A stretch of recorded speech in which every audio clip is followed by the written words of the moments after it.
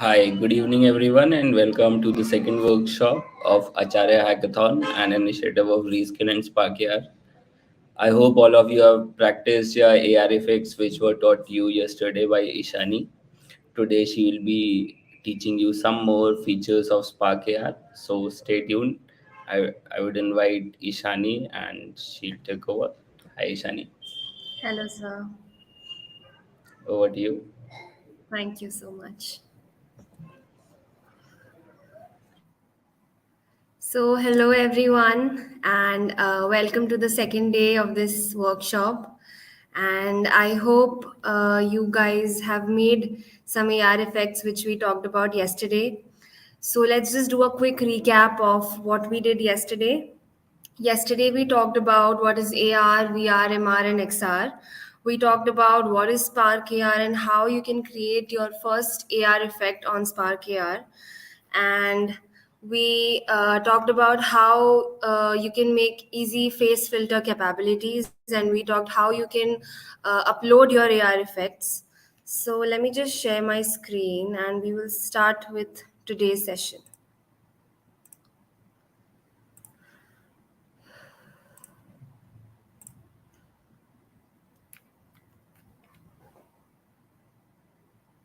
All right.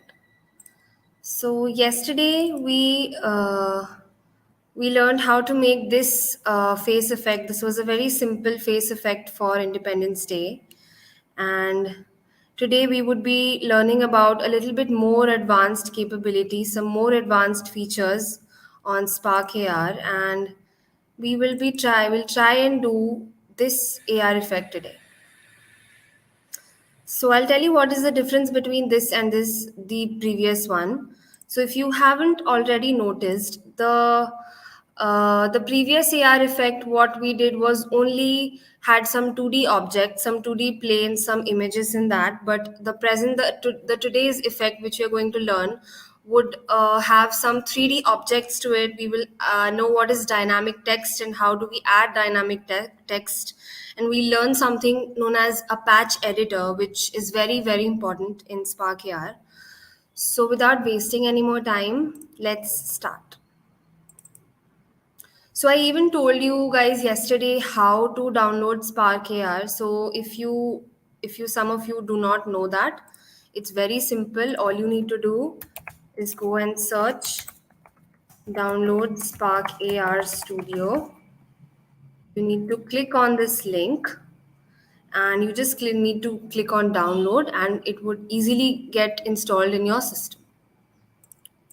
So I already have it. Yeah. So we talked about all this yesterday about blank project, sharing experience, video calling experience, some templates, how you can go through some tutorials which is made by Spark AR. So let's just go and click on a blank project today.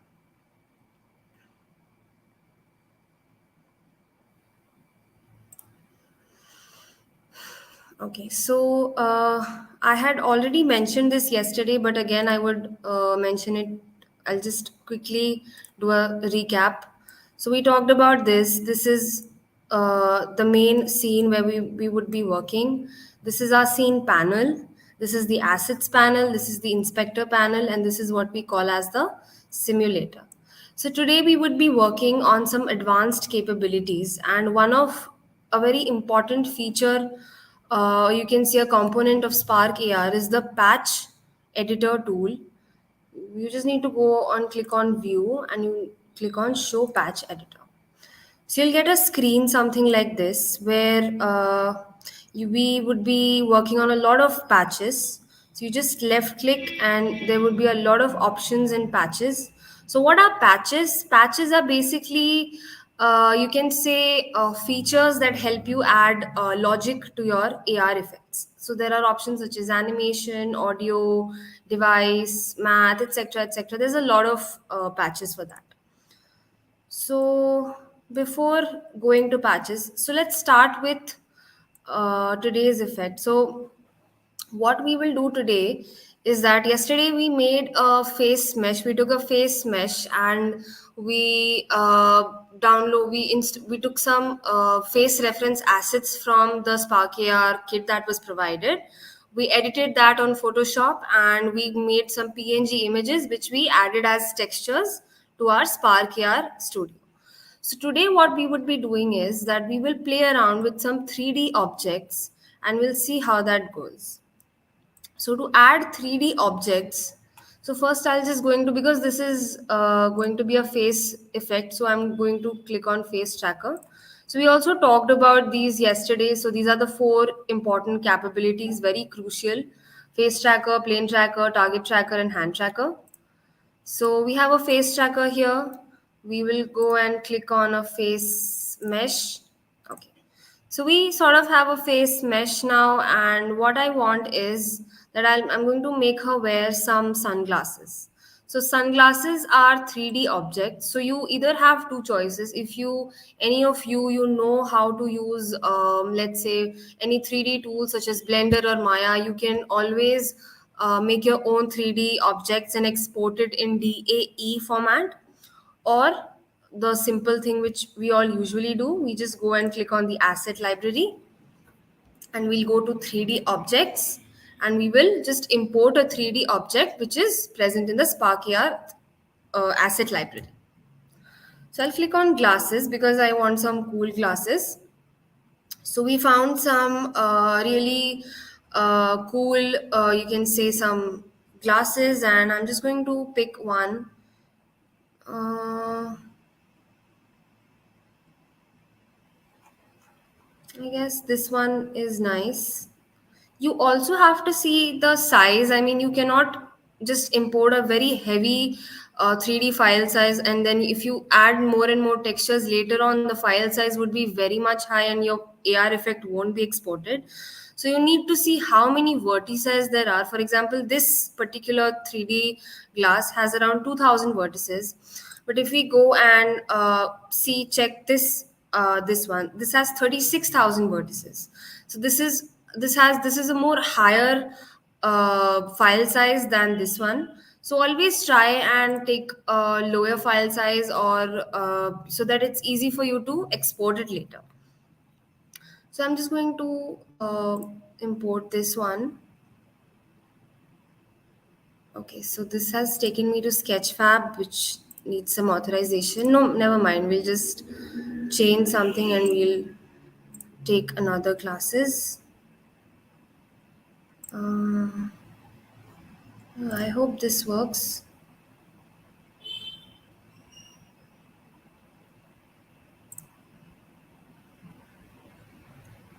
Okay. Okay, so it's, yeah. So once you know that this has been imported, you can just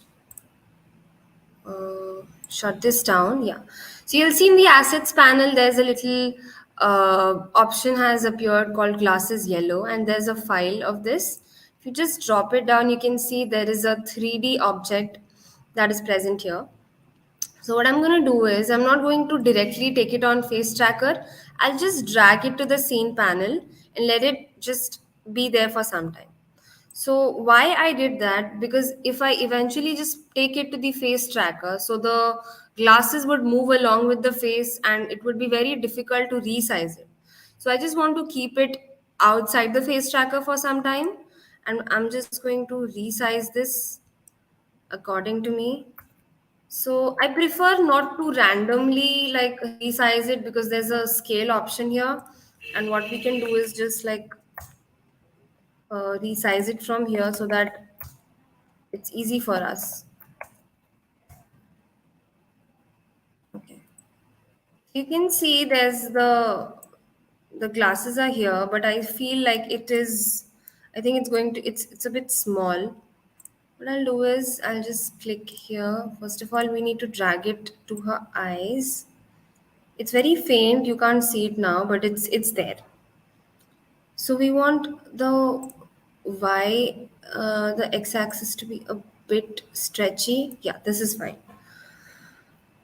So you can't see it exactly now because of it's very faint here, but if I just turn it around, you can see that the glasses have been there, but it's not moving along the face.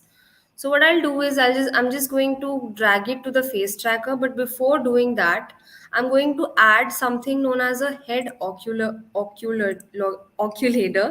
Really difficult to spell. So it's easy for us to place it.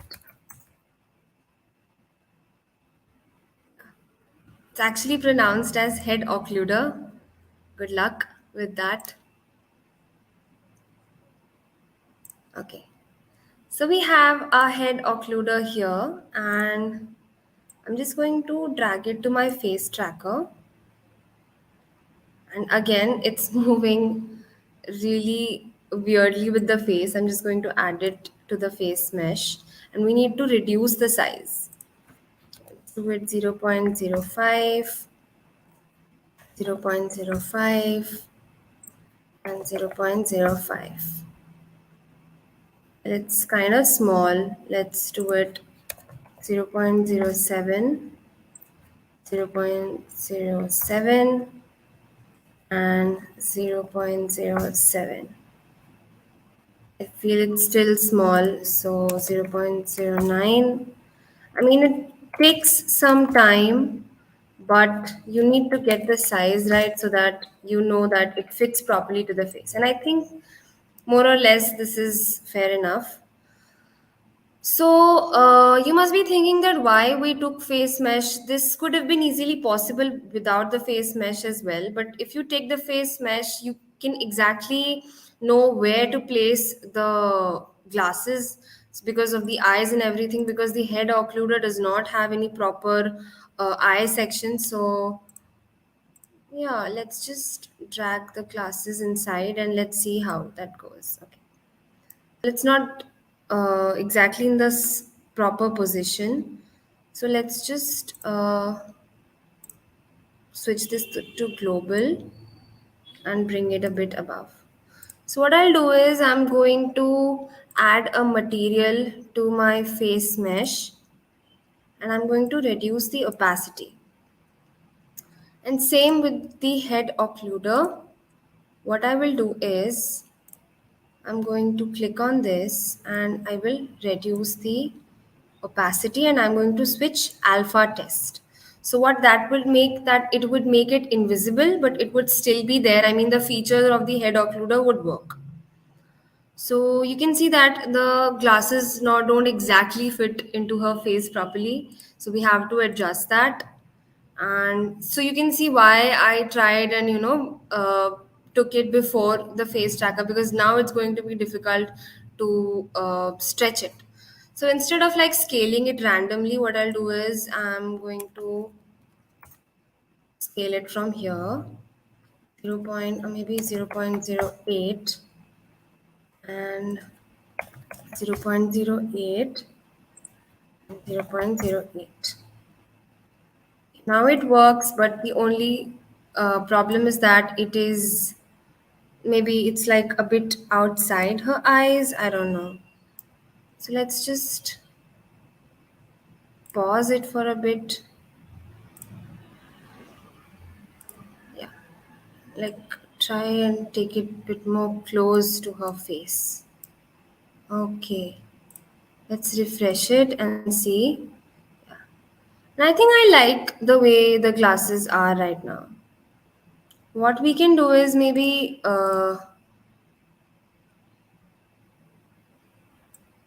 add a bit more metallic shine to it, some roughness to it, and maybe we can change the color to, let's say, orange or even black. Yeah, I think black looks nice.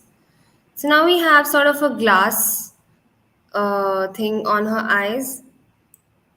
So moving on to, so the effect I showed you, it had like small two aeroplanes crisscrossing at the bottom, and they had sort of an emitting globules thing behind them. So let's try and make that. Okay, so once you know that you're done with the glasses and everything, let's just put it aside and we'll work on the aeroplane thing here. Okay. So for the aeroplane, what we want is that either you can choose maybe a 3D object for that, but I feel that would unnecessarily make it too heavy. So I just had a PNG image which I chose. So I'm just going to add a plane and I'll make the texture as a PNG image. So we have our plane. I'm just going to take it to the bottom corner, and the materials, I'll create a new material, and I already have my texture made, so I'm just going to click on this, and this was the texture. Yeah, so now you can see there's a little aeroplane at the bottom. Let's switch the shader type to flat. So we talked about the shader types yesterday. What is flat, standard, physically based, face paint, etc. So flat would be the best choice for this because it gives it a really bright and pop up color. So I kind of like that. So let's drag it a bit down. Yeah, okay. So now what we would do is we'll start our functionality in the patch editor. So we want the plane from here to be moving upwards in this direction, and we want some sort of an emitting object coming out of it. So first let's try and make this aeroplane move. Let's animate it. So for making an animation, what we need is a looping animation patch. So you're just going to left click, select loop animation patch, add patch. So once you've added, this is something what we call a patch. There are some options, there are some nodes here in which you can connect and make logic. So this is a looping animation patch. Next, what we are going to need is a transition patch. Yeah. So next what we need is a transition patch. And so we have a looping animation and transition patch, and we are going to connect the progress node of the looping animation to the progress node of the transition. So that's how you connect it. And so you can't see anything going on around here because we have to manipulate the position of this aeroplane. That means we're trying to take the position from here to here. So what we'll do is we'll click on the plane, and first we will see what is the initial position, what is the initial position we want of the plane, of this particular object. So I'm just going to drag it a little bit back because I don't want it in the scene initially. So you can see, you can just copy the position coordinates of this. I'm just going to copy this and I'll paste it on start. So even in start, you can see there are X, Y, and Z values. I'm just going to copy these values and put it here. Okay. So now that we have our start, we want where do we want this object to end? So I want it somewhere, let's say here, or maybe a little bit higher. So I want it somewhere here. So similarly, I'm going to copy these values and I'll paste it in the end value section. And it would be 0. Yeah. So I mean the z-axis is obviously 0 because this is not a 3D object, this is just a plane. But had it been maybe a 3D plane from, if you like happen to choose from the asset library, you may have to manipulate the z value as well. So now that we have our values ready in the start and end section, what we need to do is we need to create a position patch of this particular plane.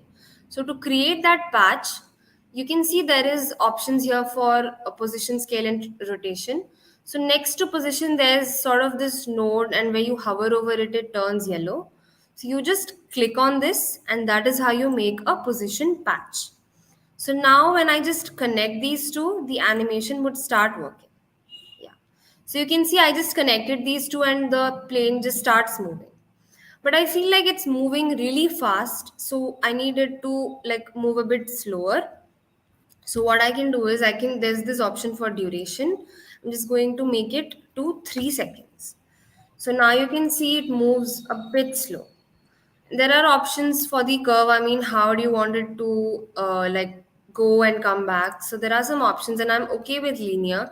But in cases you may have to use maybe quadratic or cubic, it's all a hit and trial method, and you need to see and how it functions.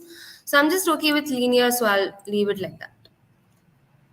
So we have our first plane ready, moving from this to from here to here. What we want is a second plane. So I'll just go and click on this. I mean, it's already selected. And what we do is we just click, I'll just press Control D. It's something's happening. Yeah, so I just clicked on Control D, and you can see there's another plane that has been made. It's not exactly in the scene panel, yeah. So you can see it now. There's the another plane that has been copied. But I don't want it to be in this direction. So what I'll do is I'll change the rotation. I'm just going to click on rotation of this, and I will just flip it. So now you see when we are trying to flip it, it vanished. So what we need to do is we need to go and click on the material in which this plane was made. And um, just a second. Yeah, so we need to go and click on this material, and there's an option for double sided. You need to check this so that it comes on both the sides. And you can see when this plane is passing by this one, it becomes sort of invisible. So for that not to happen, we need to go to advanced render properties and uncheck user depth test and write to depth. So now nothing happens like that. Great. So let's click on this plane, and I mean this value is 0. This is 180, 180. Yeah, this is perfect. So now what we need is that we will put it here, and with the similar process like we did before, we will create another looping animation patch. We create another looping animation patch. We'll create another transition patch. We will copy the initial and the end values of where we want this. So the initial value of this is somewhat written here, and I'm just going to copy paste it.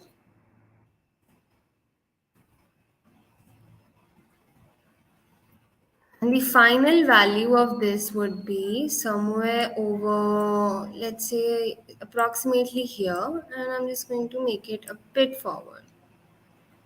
Yeah. So the final values are here.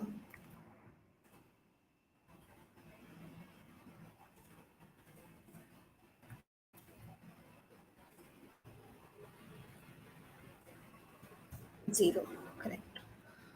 So we make the position patch for the second plane and we join it.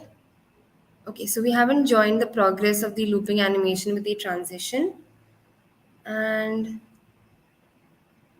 okay, something is wrong.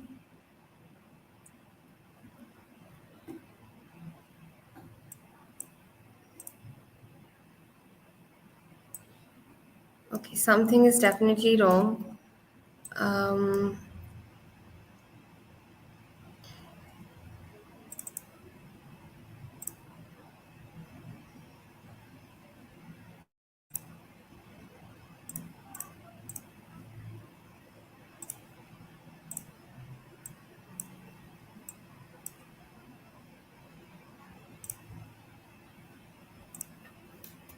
okay, something is wrong with this. I'm just going to take a step back and maybe delete this plane and create this again and see what went wrong.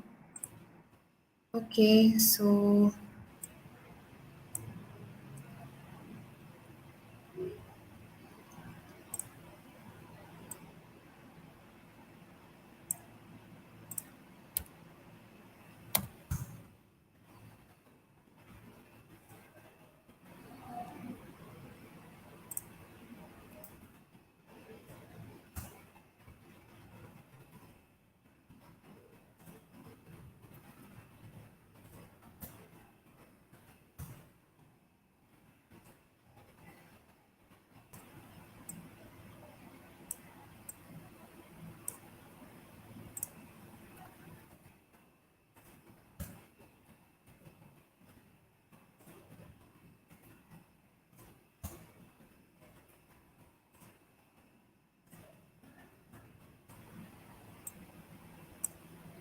Okay.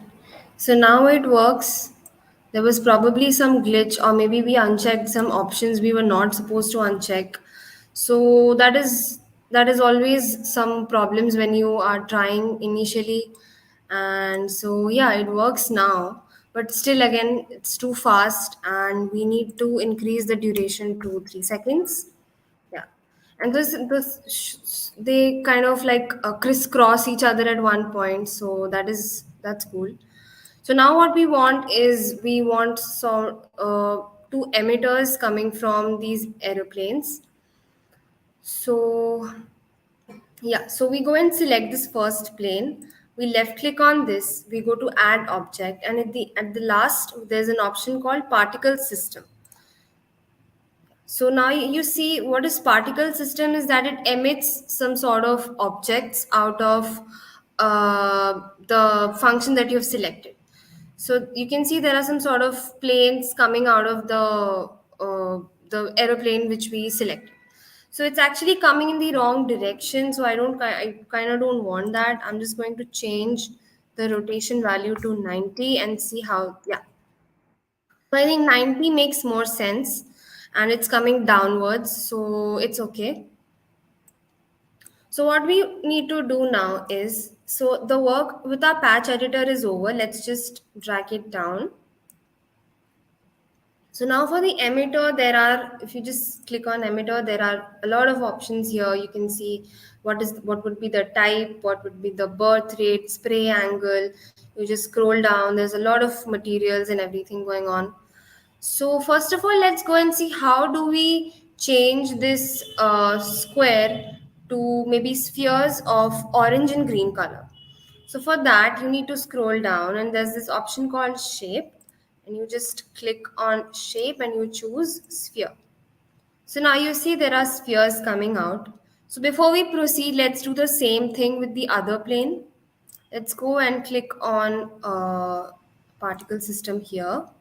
And similarly, let's rename this particle system to emitter 1. Otherwise, we may get confused. Emitter 1, and we'll make the rotation to 90-degree, and we will choose the shape as sphere. Okay. So now we have spheres coming out of both the planes. So what we do is, after we have chosen the shape, we'll go to materials and we'll create a new material for this.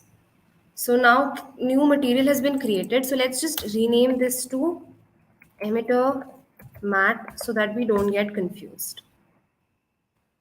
So for emitter matte, I'm going to make it orange color. And okay, so let's make it emitter matte 0. And for emitter 1, let's go to materials again, create new material, and we'll change the color to green. And let's rename this as emitter matte 1. Okay. So for both the materials, I suggest again, let's switch this to flat because we want the color to pop out very nicely. So, I mean, okay. So I guess I think standard looked more better in this case. So you have to see which shader type looks good in your effect. So I think standard looks good because this is a 3D object and it gives it a proper shade and shadows and everything. So I think standard works best for this one. So the spheres coming out are kind of really big. So let's scale it down to maybe 0.005. And similarly for the other one, 0.005. Okay. So now you can see both the emitters are coming and they are working and they sort of like collide in between and they create an effect. So obviously it's Independence Day themed because the plane is white and the one of the cubes is orange and the other is green. So I mean, yeah, it's a good effect. So before doing, let's go and try it on some other simulations and see how it looks. Okay, so I think that we need to place the glasses a bit more correctly. So yeah, let's pause it. Maybe somewhere when she's okay. Wait, yeah, this is nice. And let's try and take it a bit inside and a bit down. And let's play it back. Yeah, I think now this looks much better. Yeah, so this looks much better. So now in our effect, we have our glasses ready, we have the plane and the emitter ready. So what we need, the last and final thing what we need to add is something known as the dynamic text. So what is dynamic text? So you must have seen in filters and Instagram filters that there are some effects which have days and maybe time or month of the day or something written in them, and that is very dynamic in nature. When I say dynamic, I mean if the time is 5:30 now, it would say 5:30 in the effect. So let's go and add dynamic text to this effect. So for adding that, again we'll go to this plus button and there's an option called 2D text. We just insert 2D text. So we have our 2D text here. So you can even switch modes in this. You can go to edit 2D objects and you can just like have a better view when you are working on any 2D things. So for this, I'm just going to remove the text written here and I'm going to insert dynamic text. So there are options such as current city, time, day of the week, date, etc. I'm just going to click on day of the week, that is Saturday, and just position it properly. Okay. So in this you can even like change the color and everything, but first let's create date and then time and then we'll do both the things together. Similarly, I'll just click on Control D and there's another one, and what we need to do is just drag it down and we have it. So I'm just going to delete the code written in this text because we don't want day again, we want time.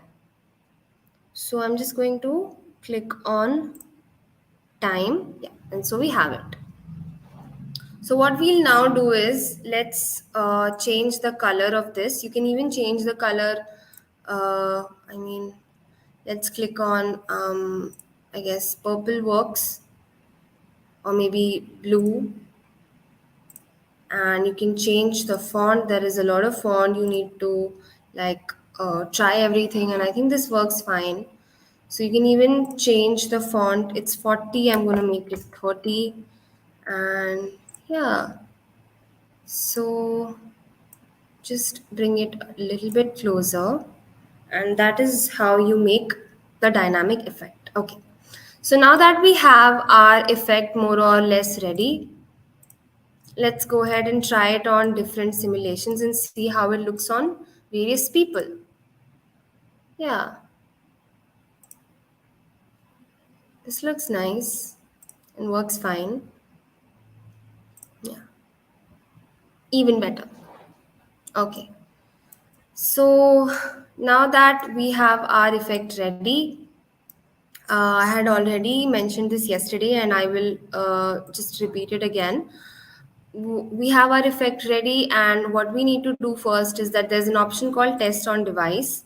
You need to add your experience first. When I say experience, I mean which experience would it be? It would be sharing experience or video calling or ads.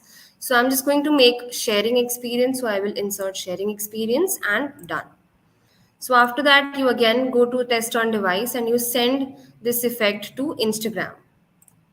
Just click on send, and within some few seconds, you will see it a notification appear on your Instagram account.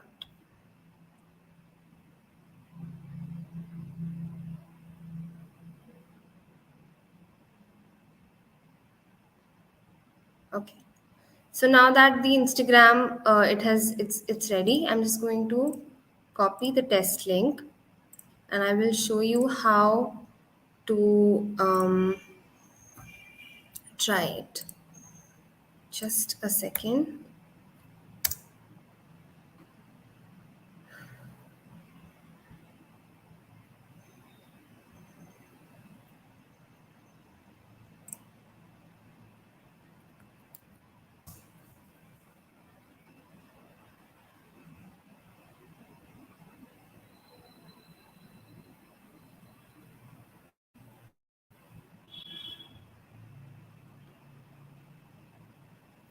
Yeah. So you can see the effect has started working on my Instagram, and that is how easily you can just try and make a demo video of this. But a lot of people get confused with what is the actual link and the test link. So do not get confused with what is test link and what is the actual link. This test link is only valid for 50 users, and this is not the final link, and this is not how you export it. This is only to make a demo video which you will need later while you're uploading your effect. So to upload this, all you need to do is just click on publish, and you can see that the platform requirements, it says that the file sizes meet requirements, and you can even view your file sizes and see how heavy your file was. You can just see the asset summary. So I hope everybody knows that the total size of your project should be less equal to or less than 4 MB, and not it should not exceed more than 4 MB. So this is 539 KB, which is totally fine. So let's just go ahead and publish. Okay. Just go to upload.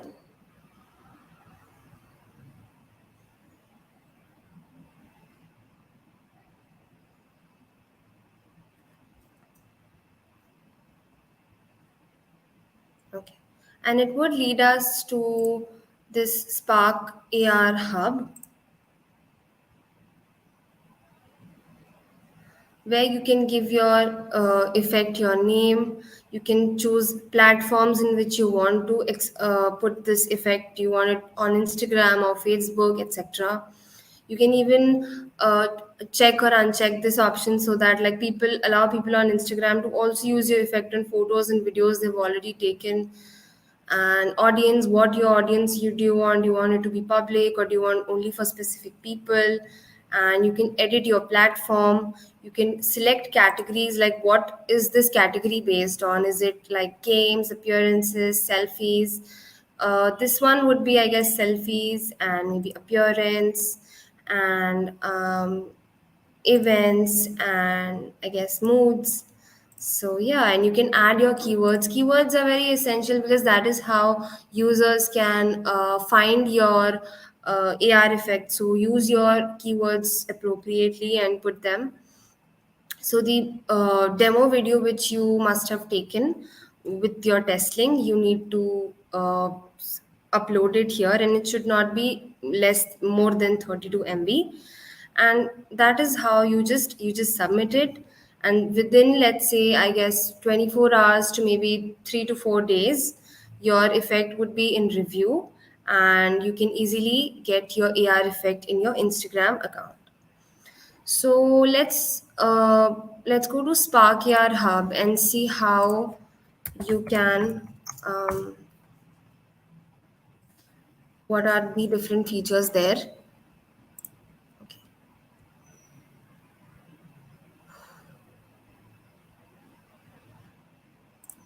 So this is Spark AR Hub, and once your effect has been published, it would appear, let's say it would appear here, and you just need to click on this, and you can see the insights here. You can even share it here. You can just copy the link and share it among your friends and family. And you can go to this option, and there's something called effect ID and owner ID, which is very, very necessary, because when you're participating in any competitions or you're trying to register your effect in some platforms. So the effect ID and owner ID are something very important, and they ask you for your effect and owner ID, and a lot of people don't understand that where does that come from. So this is something very important. So yeah, that is how you make your AR effect and upload it. But there are also some rules and regulations for Spark AR. Let's discuss that, and it's called Meta Spark policies. And only if your effects are under, I mean, if they match these policies and they are abided by the rules, only then your effect would be published. So you need to keep in mind when you are uploading or making these effects that there are some rules and regulations. You should just go through this page once, and there are some like community guidelines, and there are pretty obvious rules and regulations. I mean, it should not be disrespectful or violent, or it should not have any any provocative or suggestive, maybe any on any nudity or anything which is which may create some sort of a controversy or something. So that should not be there. And if you just need to keep these things in mind, and these are some rules and regulations. Everyone must go through this page once when they are working on it. And if you make the effects that are abided by all these guidelines and rules, so you can easily get your effects reviewed and published in a few days, in a few hours maybe. So yeah, this is how you make your effect. And what we learned today, I hope it was useful. We learned about how you can put 3D objects. We just tried and put glasses together, but you can use other 3D objects such as maybe a hat, or you can use maybe other, maybe like a hat or a scarf or anything, any sort of 3D object. And yeah, I mean, I hope it was useful, and you guys understood what I was talking about. And I hope if you have any doubt, you will ask me and let me know. So, thank you for this wonderful workshop. Thank you for listening to me. And I hope you all enjoyed this AR journey as much as we all did. And so, I hope to see you all soon. So, thank you. Thank you, Ishani, for a wonderful session. I Thank hope you so much. everyone has learned something and they'll practice and create their own AR effects. So I have shared the submission link in the comment section. So go to your hackathon dashboard, register yourself, and submit your AR effects on this URL. There are amazing prizes for the top three winners of the hackathon. The prizes like OnePlus Buds Pro, Amazon Alexa Echo Show, and Amazon Alexa. So submit your AR effects and stand a chance to win these prizes. Thank you and have a good day.